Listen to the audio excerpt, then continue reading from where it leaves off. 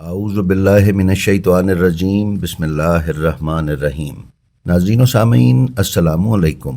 امید ہے آپ خیریت سے ہوں گے اور ہمارے ویڈیوز سے مستفید ہو رہے ہوں گے۔ ناظرین، روز کی طرح ویڈیو پر جانے سے پہلے ہم آپ کی خدمت میں گزارش کرتے چلیں کہ ہمارے نئے شروع کیے جانے والے channel blend of history English کو بھی سبسکرائب کر لیں اور اس کے بیل آئیکن پر کلک کر کے آل نوٹیفیکیشنز کی سیٹنگ کا انتخاب کر لیں۔ ناظرین، شاہان اودھ نے اپنی پوری سلطنت اور خصوصاً لکھنؤ میں عزاداری کا جو اہتمام کیا وہ قابل داد و تحسین ہے۔ شاہان اودھ کے مذہبی رجحان کا اس سے اندازہ لگایا جا سکتا ہے کہ ماہ اذا کا چاند فلک پر نمودار ہوتے ہی فضا مکمل طور پر سوگوار نظر آتی تھی۔ لوگ سبز و سیاہ لباس زیب تن کرتے اور اس طرح یہ بات عام ہو جاتی کہ شہید کربلا علیہ السلام کی شہادت کے دن آن پہنچے ہیں۔ شاہان اودھ میں نواب جلال الدین حیدر شجاع الدولہ جب تخت نشین ہوئے تو عزاداری کو مزید فروغ حاصل ہوا۔ نواب شجاع الدولہ کے بعد آپ کے بیٹے نواب آصف الدولہ نے عزاداری کو خاص اہمیت دی، اسی لیے آپ کو لکھنؤ میں عزاداری کا بانی کہا جاتا ہے۔ یہ ایک حقیقت ہے کہ نواب آصف الدولہ کے دور میں عزائے سید الشہداء علیہ السلام کا جو فروغ ہوا اس کا عشر اشیر بھی اودھ کے دوسرے حکمرانوں کے دور میں نظر نہیں آتا۔ مشہور ہے کہ نواب آصف الدولہ کے وزیر خاص سرفراز الدولہ نے آپ کو آصفی امام بارگاہ کی تعمیر کی طرف متوجہ کیا۔ نواب موصوف اپنی سخاوت اور فن تعمیر میں غیر معمولی دلچسپی رکھنے کے باعث مشہور زمانہ تھے۔ آپ کے بارے میں یہ مثل مشہور تھی، جس کو نہ دے مولا اس کو دے آصف الدولہ۔ ناظرین، 1784 میں لکھنؤ کی عوام قحط سے پریشان تھی، لہٰذا نواب صاحب نے لکھنؤ کے عوام اور خصوصاً عزت دار جن میں سادات سر فہرست تھے کی مالی اعانت کے لیے ایک عظیم الشان امام بارگاہ کی تعمیر کا حکم دیا۔ وہ خواتین و حضرات جو اپنی وزاداری اور عزت کے باعث کسی کے آگے ہاتھ پھیلانا عار سمجھتے تھے، ان کے بارے میں عمومی طور پر یہ حکم دیا گیا کہ وہ بے شک رات کے وقت اس امام بارگاہ پر آئیں اور اگر وہ چاہیں تو اس کی تعمیر کے کام میں حصہ لیں۔ ناظرین، بتایا جاتا ہے کہ لوگ رات کی تاریکی میں آتے اور وہ بیچارے جنہوں نے ساری زندگی محنت و مشقت کا کام نہیں بھی کیا ہوتا تھا، وہ صرف بیٹھ کر وقت گزار کر جانے کی بھی مزدوری لے لیا کرتے، اور نواب صاحب کی طرف سے یہ خصوصی حکم تھا کہ ان کی مزدوری نہ روکی جائے۔ اس طرح لوگوں کا پیٹ پلتا رہا اور ان کے گھروں کا چولہا جلتا رہا۔ ناظرین، ایک اور دلچسپ امر اس تعمیر کے سلسلے میں یہ ہے کہ رات ہی رات میں امام بارگاہ کی دیواروں کا کوئی کام اگر کر لیا جاتا تھا تو نواب صاحب کے حکم سے دن کی روشنی میں ان دیواروں کو منہدم کر دیا جاتا تھا، یعنی گرا دی جاتی تھیں، تاکہ نادار لوگ اس کو گرانے اور بنانے میں پیٹ بھرنے کے لیے کمائی کر سکیں۔ بہرحال ناظرین، یہ امام بارگاہ جب بن کر تیار ہوئی تو یہ ایک عجوبہ تھی۔ اس کی تعمیر میں 11 سال کا عرصہ صرف ہوا اور 11 سال کے اس عرصے میں اس نے لکھنؤ کے ہر خاص و عام کی مالی اعانت میں بھرپور کردار ادا کیا۔ ناظرین، اس امام بارگاہ کی تعمیر کے سلسلے میں لکھنؤ کے پرانے لوگوں میں ایک روایت بیان کی جاتی تھی جو کہ زباں زد عام تھی، اور وہ یہ تھی کہ جب اس امام بارگاہ کی تعمیر کا ارادہ کیا گیا تو بادشاہ کو یہ بتایا گیا کہ اتنی بڑی تعمیر کے لیے شاہی خزانے میں خاطر خواہ دولت نہیں ہے۔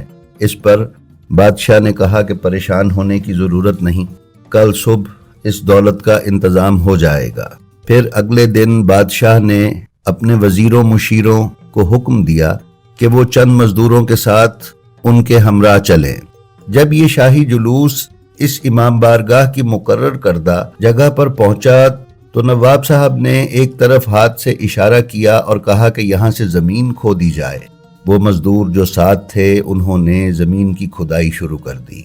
کچھ گہرائی پر جا کر 2 اکبری دیگوں کے آثار ملے، یعنی 2 اکبری دیگیں زمین کی کھدائی کرنے پر دستیاب ہوئیں۔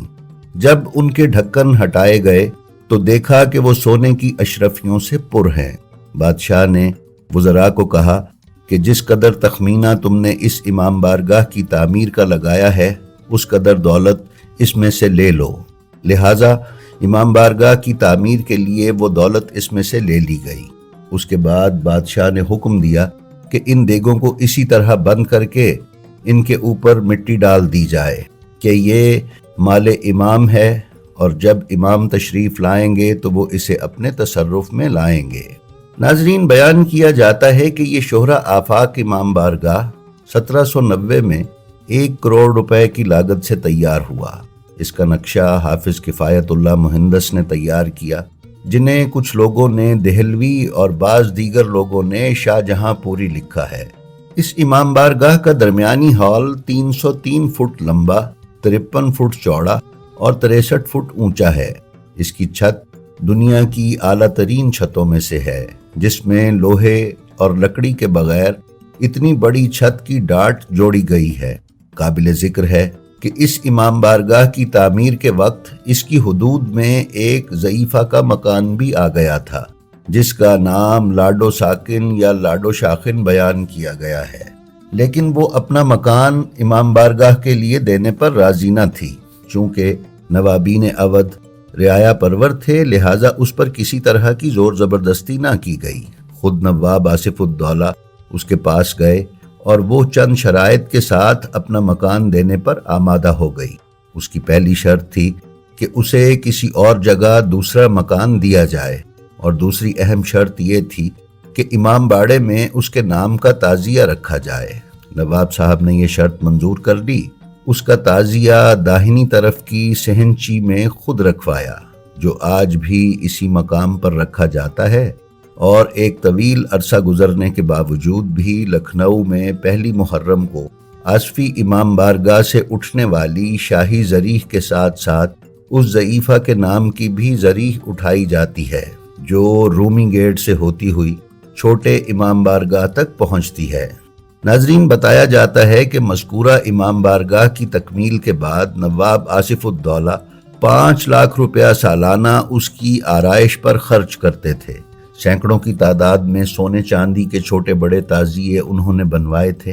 امام بارگاہ کی تزئین و آرائش کے لیے نواب صاحب نے سفید اور رنگین جھاڑ فانوس سے اسے زینت بخشی، یہاں تک کہ دالانوں کی چھتیں اور فرش شیشے کے آلات سے بھرے پڑے تھے۔